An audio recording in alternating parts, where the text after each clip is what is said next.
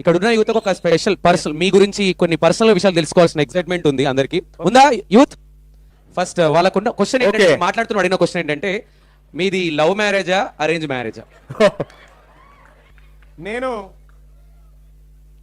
నేను నా భార్య ఇద్దరం కాకతీయ యూనివర్సిటీలో చదువుకున్నటువంటి వాళ్ళమే. నేను వాస్తవానికి 10th తర్వాత 5 సంవత్సరాలు చదువు మానేసి ఛాయ్ అమ్ముకొని అదో ఇదో చిన్న కూలినాలు పని చేసుకున్నా. ఆ తర్వాత మళ్ళీ చదువుకోవాలనే కోరిక పుట్టింది. చదువుకోవాలనే కోరికతోటి మళ్ళీ ఇంటర్మీడియట్ నుంచి స్టార్ట్ చేసి చదువుకున్న తర్వాత సికింద్రాబాద్లో మన విద్యానగర్లో SVS కాలేజ్ ఉంటుంది, స్వామి వివేకానంద ఎడ్యుకేషనల్ ఇన్స్టిట్యూట్. అక్కడ చదువుకున్న తర్వాత సికింద్రాబాద్లో SP కాలేజ్ ఉంటుంది, సర్దార్ పటేల్ కాలేజ్లో నేను అందులో BA మొదటి సంవత్సరం చదివిన తర్వాత అక్కడి నుంచి నాకు పొలిటికల్ సైన్స్ అంటే చాలా ఇష్టం. ఆ పొలిటికల్ సైన్స్ మంచి ప్రొఫెసర్ ఎక్కడున్నాడని వెతికితే భువనగిరిలో శ్రీ లక్ష్మీనరసింహస్వామి డిగ్రీ కళాశాలలో డాక్టర్ S బుచ్చయ్య అని చెప్పి ఖమ్మం జిల్లాలో ఉంటాడు.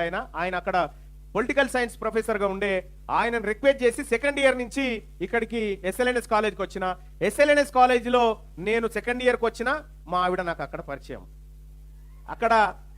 అక్కడ ఆమె వాస్తవానికి మీరు వచ్చినట్టుగా చిన్నగా సైకిల్ మీద నడిచి వచ్చే అట్లా ఉంటుండే పరిస్థితి.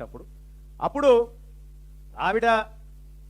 ఆవిడ వాస్తవానికి ఆవిడ పేదరికం చూసి ఖచ్చితంగా నేను ఇటువంటి కుటుంబం నుంచి చేసుకోవాలనేటువంటి ఉద్దేశంతో నేను అది చాలా రోజులు నడిచిందిలే, ఒక 9-10 సంవత్సరాల పాటు నడిచింది. కానీ మేమిద్దరం ఒకరికొకరు ఆమె ఇక్కడ చదువుకోవడానికి మా డిగ్రీ అయిపోయింది. మొత్తం SLNS కాలేజ్ నుంచి మా కాలేజ్ హిస్టరీలోనే రాష్ట్రపతి నుంచి NSS republic day parade award అందుకుంది ఒక నా మిసెస్. నెక్స్ట్ ప్రియారిటీ అవార్డు అందుకుంది నేను. అక్కడి నుంచి మేము PG ఎంట్రన్స్ దగ్గర మా బుచ్చే సార్ ఏం చెప్తా ఉండంటే, మీరు ఎప్పుడన్నా ఉస్మానియా యూనివర్సిటీ సాంబార్ తాగి చూసిరా, మీకు ఎప్పుడన్నా తెలుసా, టేస్ట్ తెలుసా అంటుండే మా బుచ్చే సార్. అంత టేస్ట్ ఏముంటుంది వాస్తవానికి ఆయన మమ్మల్ని ఆడ మంచి భోజనం దొరుకుతుందా అని ప్రేరేపిస్తా ఉండు. యూనివర్సిటీలో పడితే మీ బతుకులు మారితే మంచి భోజనం దొరుకుతుంది, ఆ సాంబార్ టేస్ట్ తెలుసా మీకు అని అంటుండే. ఇదేందో చూడాల్సిందే అనుకొని PG కోసం ప్రిపేర్ అయినాం.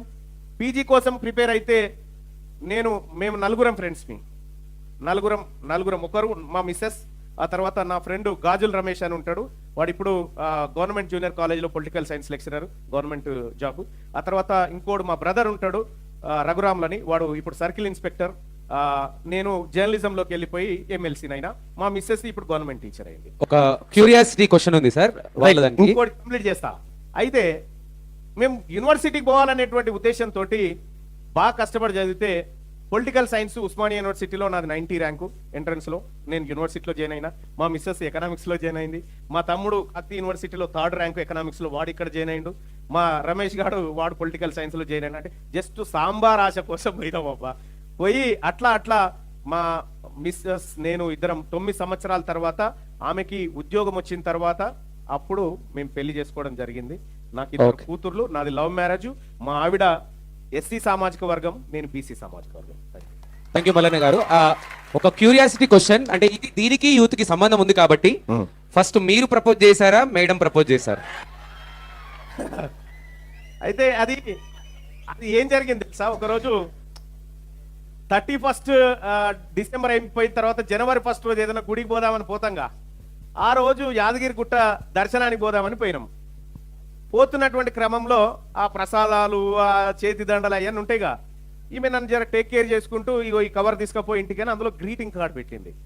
ఆ గ్రీటింగ్ కార్డులో కూడా వాస్తవానికి ఆమె ఏమి రాయలేదు, అందులో ఉన్నట్టుగా అట్లా ఒక 2 లవ్ సింబల్స్ ఉన్నాయి. ఆ చాలా రోజులు ఆ గ్రీటింగ్ కార్డు ఉండే, బహుశా ఉందో పోయిందో తెలియదు. అయితే లవ్ చేస్తున్నా ఏంది అని అనుకున్నా. ఆ తర్వాత ఇంకా తెలియకుండా మా చూపుల్లో కానీ మా వ్యవహారంలో కానీ కంప్లీట్ గా మార్పు వచ్చేసింది.